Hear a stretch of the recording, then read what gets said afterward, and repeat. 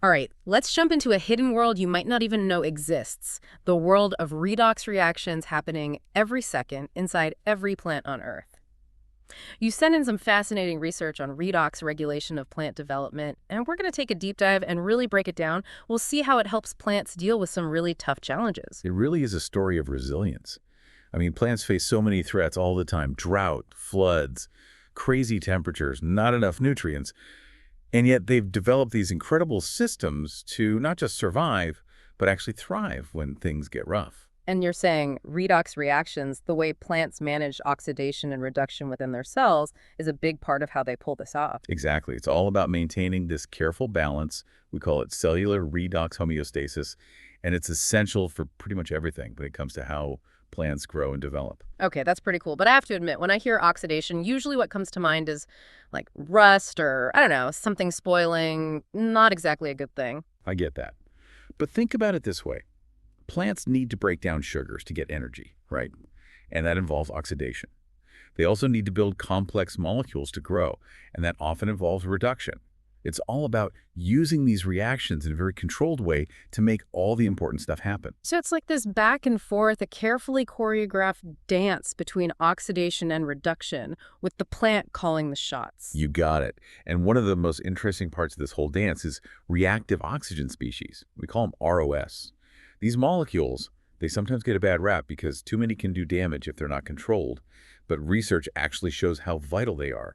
They're signaling molecules, really important for plant development. So it's not just about getting rid of ROS completely, but about managing them, make sure they're in the right place at the right time to do their job. Right. And in this ROS management system, one of the key players is this antioxidant called glutathione.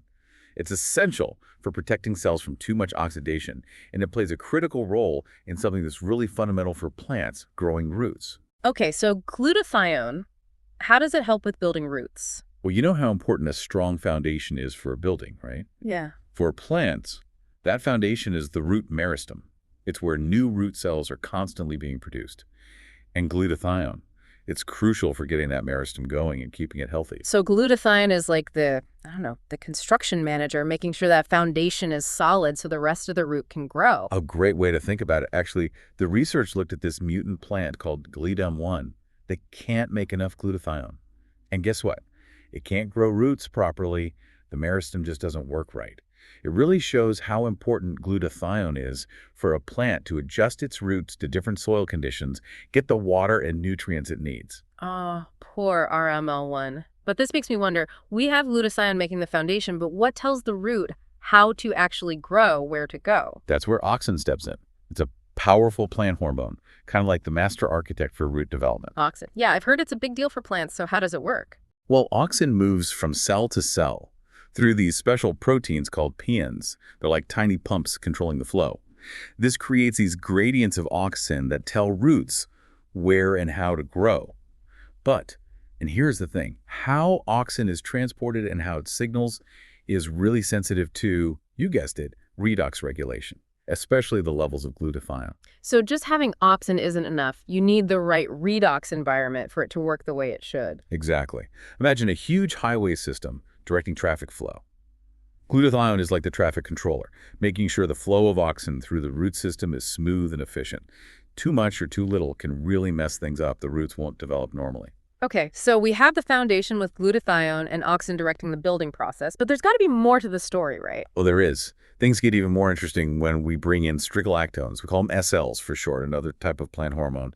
They're involved in all sorts of things, but one of them is controlling how much shoots and roots branch out. Strigolactones. How do they fit into this already complicated system? Well, it turns out that strigolactones and auxin, they kind of have this rivalry going on when it comes to root branching.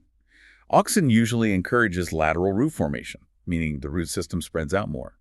Strigolactones, on the other hand, they want to keep things more compact. A hormone rivalry. That's pretty cool. So who usually wins? And here's where our friend glutathione comes back in. Strigolactones actually want more glutathione in the roots, while auxin wants to keep the levels lower. So there's this constant back and forth between them, with glutathione levels right in the middle. What does this mean for the plant, though? Why is this push and pull so important? It all comes down to adapting.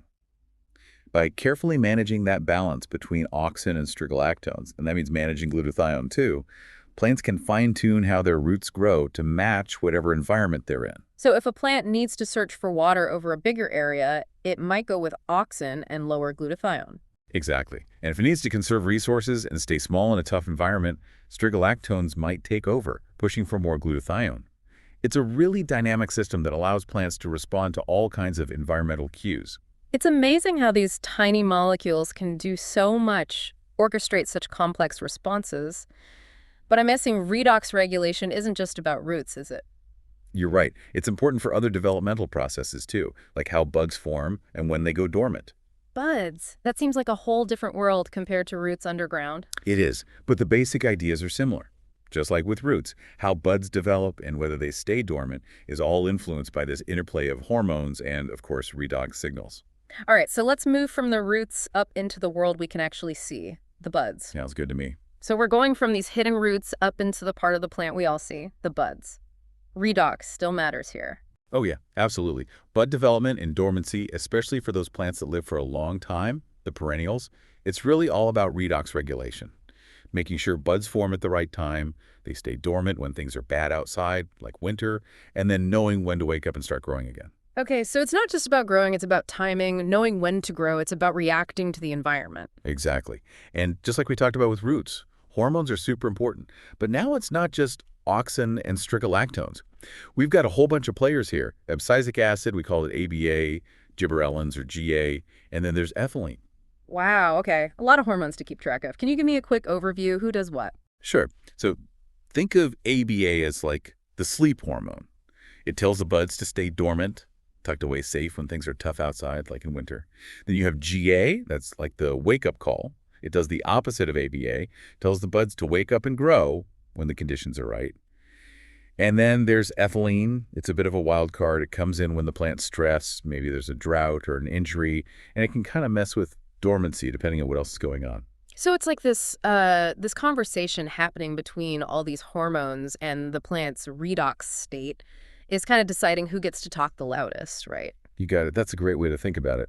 And one of the things that really affects this whole hormone conversation is temperature. You know how a lot of plants need it to be cold for a while, like during winter, before they can wake up from dormancy? Yeah, I've seen that with some of my plants. It's like they just know when spring is coming. Well, it turns out that needing the cold, it's all tied to redox regulation. The research you sent, it actually talks about how when it's cold, the plant starts making more of these molecules that help it deal with cold, and this is important, oxidative stress. So basically, the plant's getting ready to handle the stress of waking up, all the oxidation that comes with starting to grow again. That's exactly right. And it's not just the cold weather that can do this. Gardeners, they use this chemical hydrogen cyanamide to make plants break dormancy. And guess what? One of the main things it does is cause this burst of oxidation, like what happens naturally in the cold. Wow, so even when we try to control things, we're still working with the plant's natural redox system. Okay, switching gears a little bit, let's talk about something that seems a bit strange. How plants deal with low oxygen. I mean, we need oxygen to live, right? We do. But a lot of plant parts, like seeds when they're germinating in the soil or roots growing in waterlogged soil, they actually have to deal with times when there's not much oxygen around. It's called hypoxia.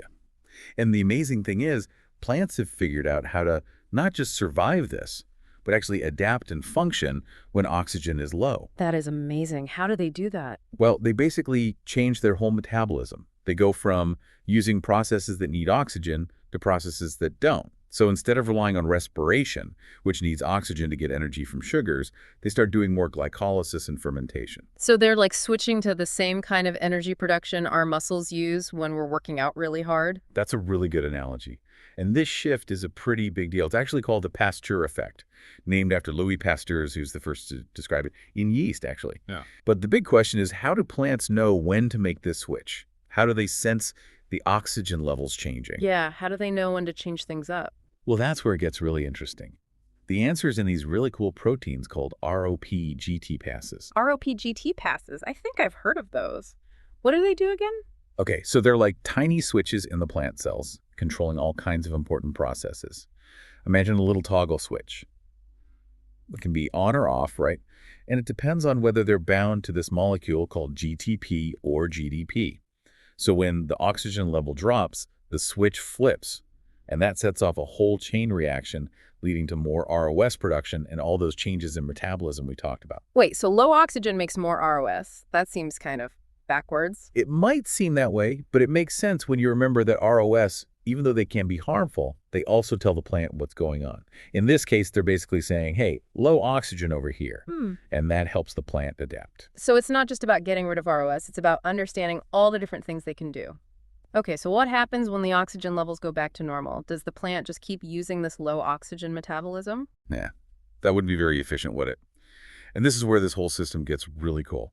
When oxygen comes back, those ROP-GTpases help calm things down, make sure the plant doesn't overdo it and waste energy.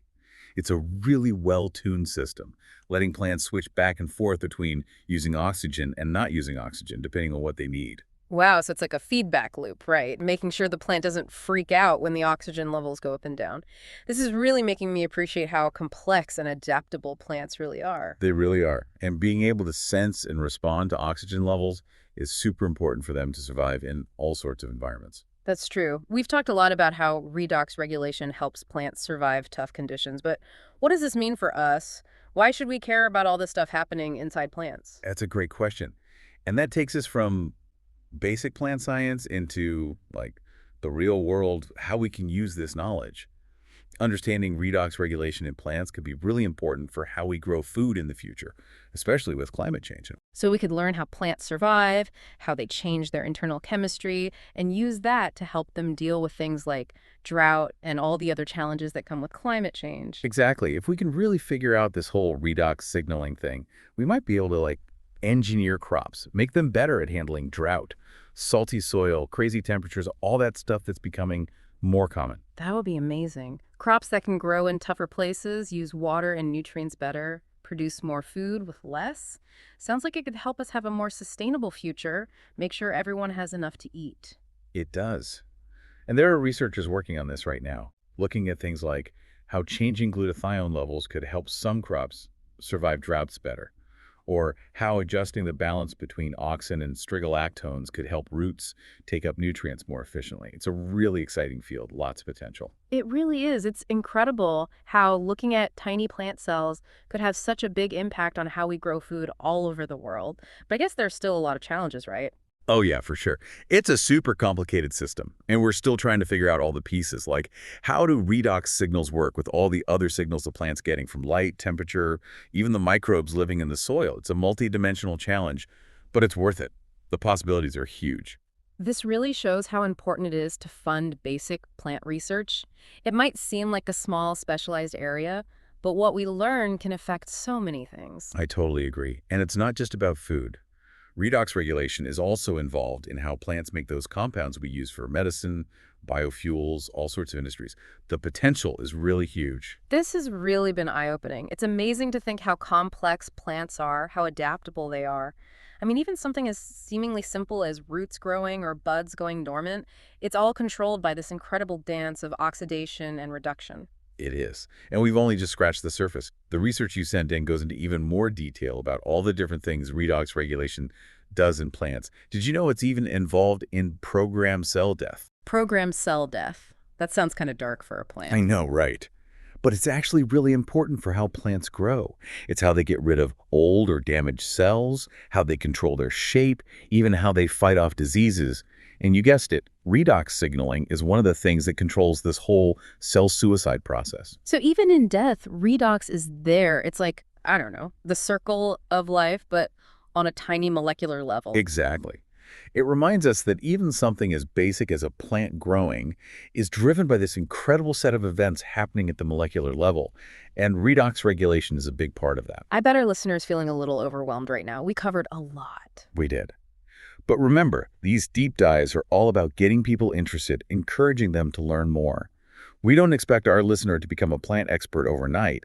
We just want to give them a glimpse into this fascinating world and the tools to explore it further. And they have a great starting point with the research they sent us. Now they have all this context to really understand the details of redox regulation. And as they learn more, I hope they keep thinking critically, asking questions, connecting different ideas, like how does the soil affect redox regulation, or the nutrients in the soil, or even the microbes? And how do all those things affect how well plants grow, how resilient they are in a changing world? Those are great questions. And as our listener thinks about them, I hope they come away from this deep dive with a sense of wonder about how incredible plants are. Because, underneath every leaf, every flower, every root, there's this whole world going on, all these tiny things happening. And redox reactions, they're the engine driving it all. That's a beautiful way to put it.